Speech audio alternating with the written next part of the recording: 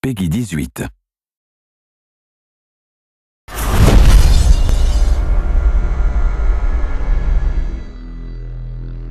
Dishonored, for me, first of all, represents adding a new fictional place on the map of important non-existing cities. I draw and I paint, and I was an industrial designer, so technically I was formed to reproduce things that don't exist in a very realistic way. And my tools are mainly light, architecture, and composition. So science fiction cities are my specialty. Industrial designers are again formed and trained to create things that don't exist and to make them appealing. And industrial design in itself is fiction. I specialized in advanced prototypes for non-existing cars, which are absolutely dream objects. And that's why the training is very useful.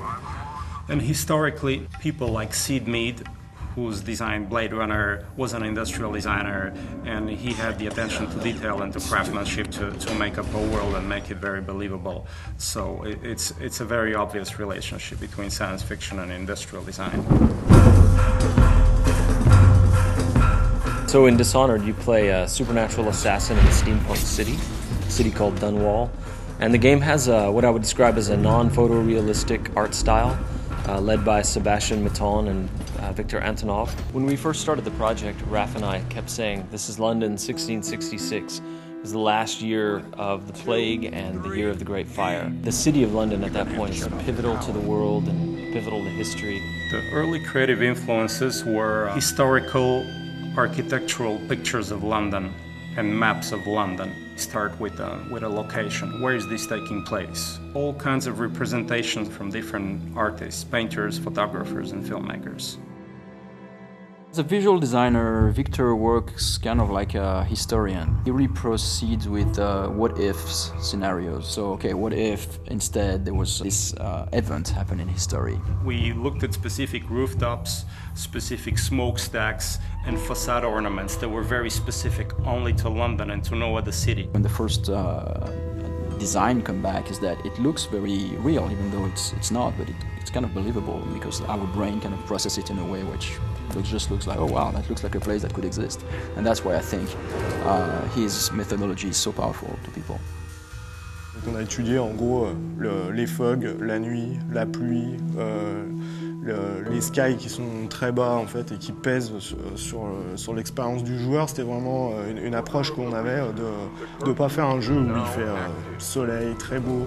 C'est comment infiltrer la lumière, donc c'est tout ce qu'on a étudié en allant à Londres. Et ensuite pour le retranscrire dans le jeu, il a fallu faire un petit peu de développement technique pour essayer de modifier la façon dont réagit la lumière avec les éléments du jeu vidéo, c'est-à-dire dans le brouillard, si on peut faire des haze et faire bloomer nos lights.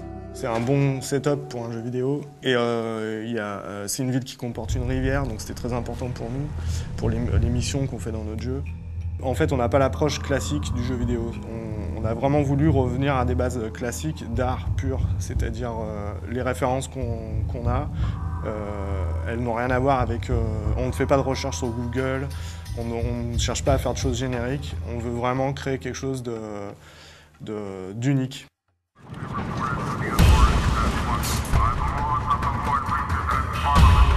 But the more we worked on the game, the more two things began to happen. As Raph and I and the team collaborated with Victor Antonov and Sebastian Mitton, we started moving the game forward and forward in time, until we eventually got to some sort of 1800s. We also moved further and further away from the real world and eventually just said, okay, this is the city of Dunwall. We were somewhere in this time period where there's a lot of technology, but there's a lot of mechanical technology going on. So we based everything on suspension, steam, and basic fuel. We wanted to bring some rock and roll into that and some modern elements. So we started adding more science fiction element, pulling it forward in time and including technologies from probably mid-19th century. So this was just one foundation, one layer. Up on this layer we built what happened to the city 30 years later, 70 years later, etc.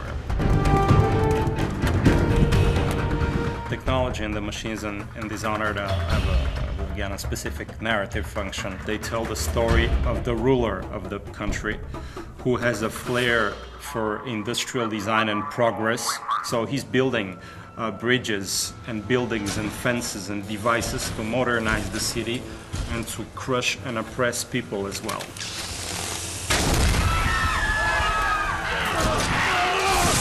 The whaling trade takes off, and there's a brilliant inventor called Sokolov, who's for us a little bit Rasputin, a little bit Da Vinci, a little bit John Dee, and he invents some devices and takes advantage of the volatile whale oil, and then the oppressive government begins to use those devices against the people as a sort of security layer. The whale oil industry in Dishonored is manifested and represented through visual elements and design elements like ships and boats, and all that suggests that the world is bigger than the city, and you have an ocean and you have foreign different lands and maybe colonies, so you have these mysterious ships bringing these strange animals because they're not regular whales, they're Dunwall whales. So you see them through harbors and rivers and through the coast, and the whale ships expand the scope of the city. The characters and the character design in Dishonored are no different than the architectural design on the design of the light. We wanted to get into the identity of these characters. We looked into British morphology. How are the eyes set? How's the nose? How's the skin? Play with the grotesque and with the beautiful, and we stylized this into a variety of very real faces that have a backstory and a meaning to them. On a travaillé avec des gens un peu à travers toute l'Europe et qui étaient vraiment des spécialistes en fait de l'anatomie pour essayer de ne pas perdre l'intention qu'on avait mis dans les visuels au départ.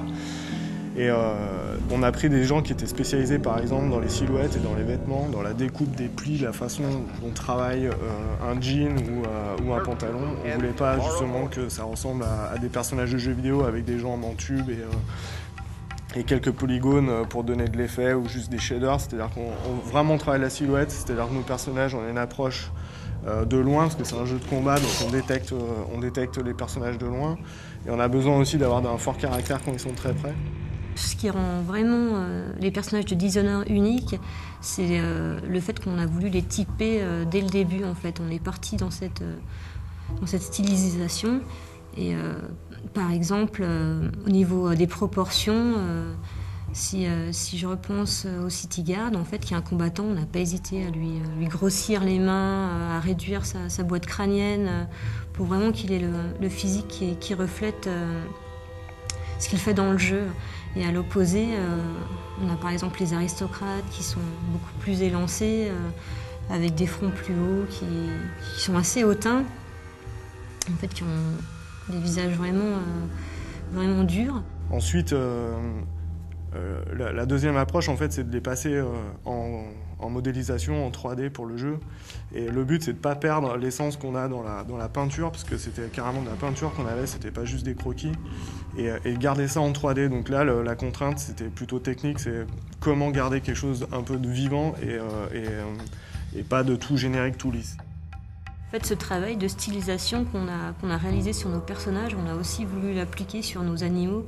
C'est pas des animaux qu'on a l'habitude de voir, ils sont vraiment particuliers. Et là, j'ai en tête l'exemple du Wolfhound, où justement, on a pris un chien, mais on l'a mélangé aussi avec un peu de crocodile, un peu de girafe, pour le rendre vraiment unique et qui a un côté fantastique dans notre univers. On a fait une silhouette très forte, il se déplace vraiment d'une manière très particulière.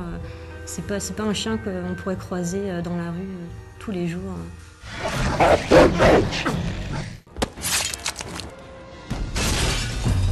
I want the Dishonored world to leave a souvenir and a memory in the player, as if they had really been to this place and it moved them. And I hope it would stay in fiction as one of the places that will give people goosebumps and shivers.